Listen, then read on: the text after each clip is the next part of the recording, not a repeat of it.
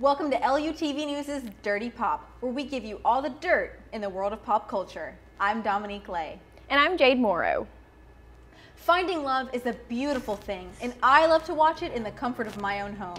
On this season of The Bachelorette, 31 men accompanied Clare Crawley in the fight for her heart. We are only 3 episodes in, and we have been taken on a roller coaster of emotions. I think we're all in need of some clarification. So, how has this past episode made you feel? Honestly, it made me so disappointed in Clare, and I'm just like, I'm appalled. Not appalled, but I'm just very disappointed in how the oldest Bachelorette, to say, is dealing with the situation with all the men that are there. Let's talk about Yosef, and I understand where he was coming from. I do think it was a little uncalled for, and I mean, in that situation, I know I would have been embarrassed, just like I'm sure they were. No, I personally, I think that he was saying everything that a lot of the men were feeling. Maybe they just didn't want to say it for the show, but I think that everything that he said, like, he had a reason to say it. He has a daughter. He has so much to think about in his future, his family. Like, so many people are watching that, and I mean, can you imagine? Like, I just think about my dad being on TV. Like half naked, no, completely with just a little coverage on TV.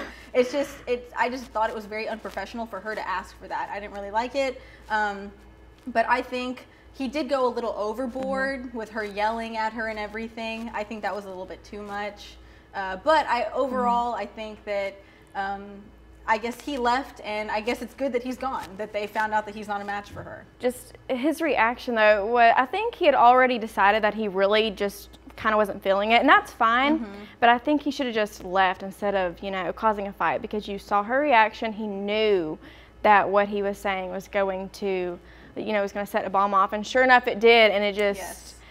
And I felt for her, but I also know where he's coming from, and... Yeah, and then after that, like after you had Dale come in and she felt so comfortable with Dale, and then just moving on to the Dale subject, there's just so much going on with Dale about how the other guys feel about him. He called himself a front runner, and he already feels so confident, and I mean, she's giving him those feelings. So like she's giving him everything to make him feel like he's the front runner, and all the other guys, they feel confident in her relationship, but they don't know how she is with Dale right now. So we can go into the topic like of the roast, how all the guys roasted Dale because they know how he feels. So and then she got mad. She got mad at them because they were roasting him, but I can understand their frustration where they come in and they all want to give an equal opportunity to see her, to meet her, and she booted some of them off, and she hadn't even spoke to them, and here we are 3 episodes in. Yes.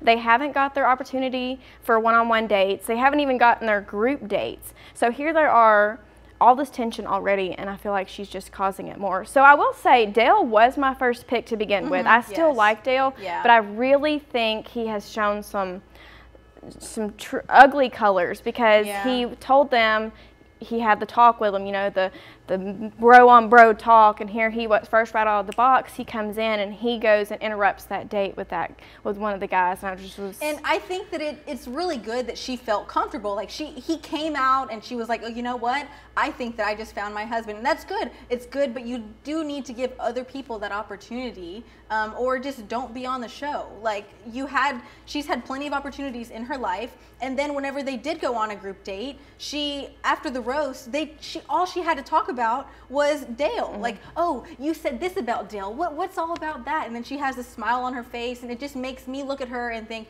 that she is rude. All she thinks about is herself. All she thinks about is Dale. And also, did you catch that when she left that group date, she called him a fiance? Did you catch that in the episode? I was like, what does that mean? Is there something that we don't know about? Well, I felt like she kind of redeemed herself when she took Zach J on that date. I was like, okay, she's actually going to try it out and try to get to know somebody else besides Dale. And there she go, it was going great, but she did say herself that she was disconnected. She wasn't feeling it, but I don't think she was trying to feel it. Yeah, no, and I think that on that date, like, I was excited, like, wow, okay, and he was opening up. It was something that he didn't feel comfortable with, but I just think that she needed to give more people an opportunity, and I think she needed more to give people more ideas on how to treat her better. I understand that she really feels that something has happened to her to make her feel the way that, she's been so anxious the entire season. And I understand that, but she's not giving anybody a chance, and she's played the victim the entire time. So I haven't tried to ruin the plot by trying to get details as to who Tayshia is, but I really am excited to see what she has to bring to the table. I'm so excited to find out the rest of the drama on Tayshia. So don't miss the next episode of The Bachelorette this Thursday at 8/7 Central on ABC. And thank you for watching LUTV News' Dirty Pop. To catch more LUTV news, follow us on social media.